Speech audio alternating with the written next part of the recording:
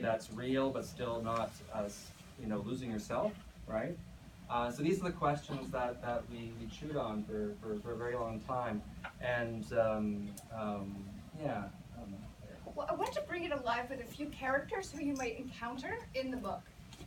So some of you know, like, the IPCC report came out yesterday, and some of us are like waking up, worried about the future.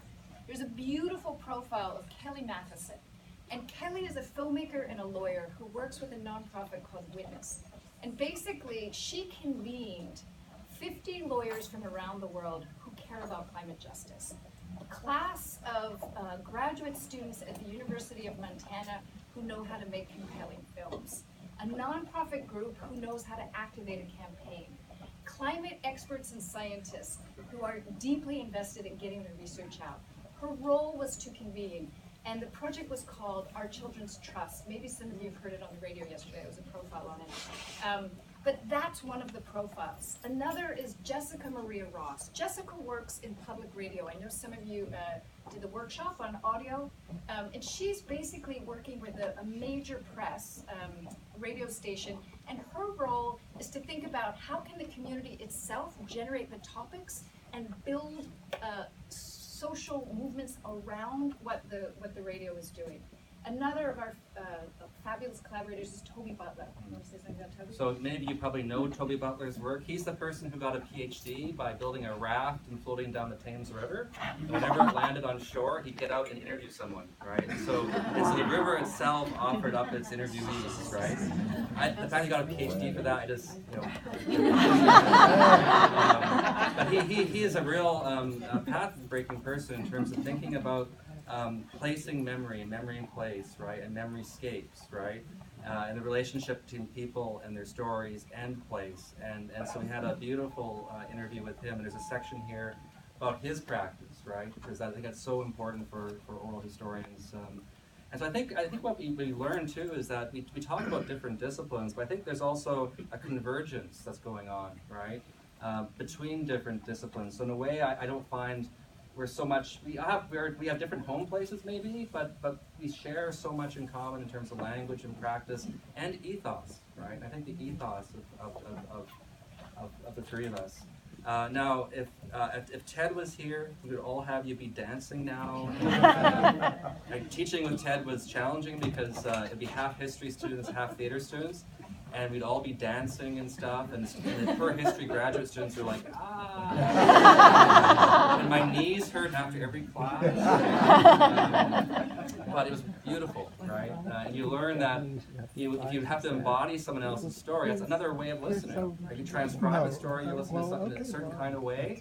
If you have to embody story, you have to slightly think about voice and body movements and the gestural repertoire of someone, right? And so different ways of listening, right? And I think there's huge value in that. But because he can't be here, we through popular demand we have these nifty conference T-shirts that you've been seeing on the volunteers.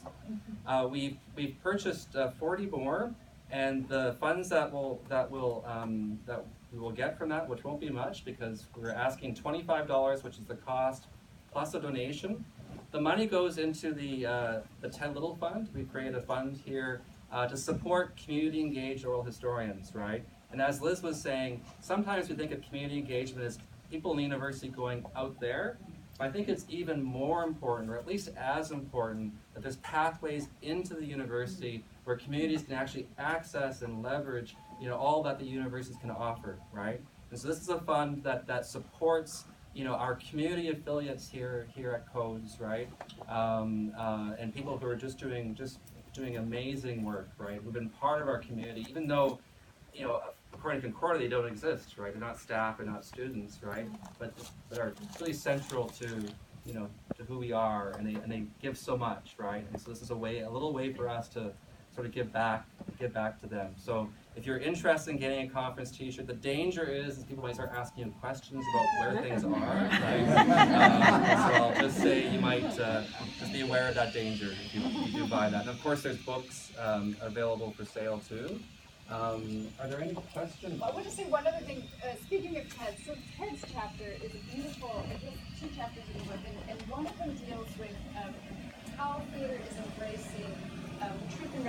decolonization process that has been taking place in Canada. And so he describes this unbelievably beautiful process of people using theater to reconcile with past trauma.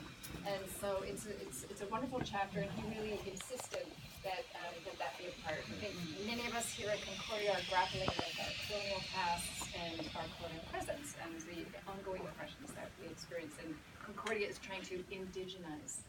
Or decolonize. But I think Ted's chapter is really quite a sensitive look at how theater is a really powerful way to negotiate past traumas. And I know many of you in this room are also thinking through using art as a way to negotiate difficult stories. So thank you, Meg. Anyway, we wish Ted were here also. Sort of a way of saying that. But yeah, we're open to a couple questions maybe about the center, about book.